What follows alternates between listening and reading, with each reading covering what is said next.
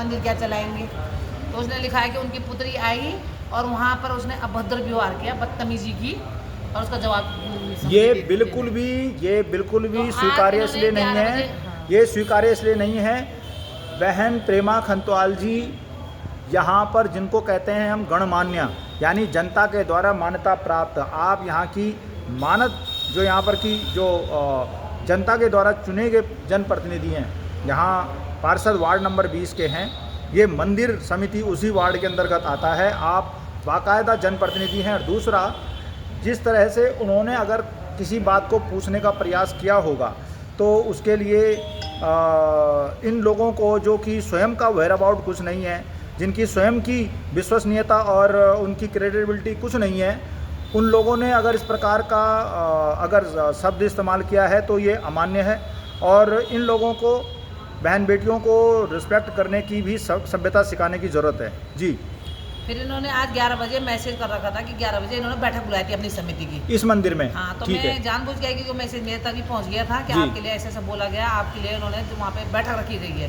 तो मेरे को तो आना ही था, मैं आई, मैंने पढ़ा है वो मैसेज। उसमें लिखा था वाष्पानंद की पुत्री, जबकि वाष्पानंद जी इस मंदिर समिति में वो लोग रहे हैं जिन्होंने अपने बहुत मेहनत से, प्रताप सिंह जी बिष्ट या फिर वाष्पानंद जी खंतवाल, ऐसे बड़ी आयु वर्ग के जो कि लगभग 80 से 90 के आयु वर्ग के रहे हैं, उन्होंने ये मंदिर को एक सामान्य बहुत ही संक्षिप्त यहाँ का विस्तार था। देवी मंदिर की जो भूमि है इसके ऊपर बना हुआ एक छोटा सा देवालय ये था। हालांकि इसका पौराणिक जो महत्व है वो तो बहुत विस्तृत है। ये मान्यता है कि यहाँ पर चक्रवर्ती सम्राट भरत की माता जी, माता शकुंतला और पिता दुष्यंत, इनका गंधर्व विवाह इसी स्थान पर हुआ था। जैसे मोदी जी कहते हैं कि जो त्रिजुगी नारायण है वो उत्तराखंड का एक बहुत पुण्य वेडिंग डेस्टिनेशन है, उसी प्रकार का ये एक बहुत बड़ा पुण्य क्षेत्र है और इसे सिद्धपीठ का दर्जा प्राप्त है। ऐसे में इस मंदिर समिति के ऊपर इस तरह के विवाद, और ख़ास करके यहाँ चंद दुकानदारों के द्वारा इस पूरी मंदिर समिति को जो कहते हैं कि ऑक्युपाई करना, इसको बंधक बनाने का जो प्रयास किया जा रहा है वो बड़ा दुर्भाग्यपूर्ण है। किसी भी सूरत में किसी भी व्यक्ति के द्वारा धर्म स्थलों पर इस तरह का जो अतिक्रमण है वो नाकाबिले बर्दाश्त है, और इसके लिए माननीय उच्च न्यायालय में मामला तो चल ही रहा है। और इसके अलावा जनता जनार्दन के माध्यम से इस पूरे विषय को घर घर तक पहुंचा करके ऐसे तत्वों को समाज में इनकी जवाबदेही तय करना। इन्होंने एक बार नहीं कई बार इस मंदिर से धन को आहरण किया है। यहाँ पर जो चुने हुए लोग थे उन लोगों की एक कार्य व्यवस्था थी, उनमें से एक साधारण सदस्य होते थे, संरक्षक सदस्य होते थे और आजीवन सदस्य होते थे।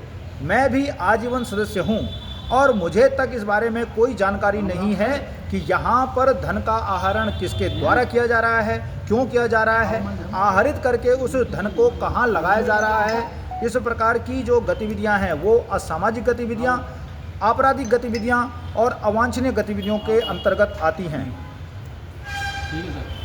जी। फिर क्या हुआ था उसके बाद?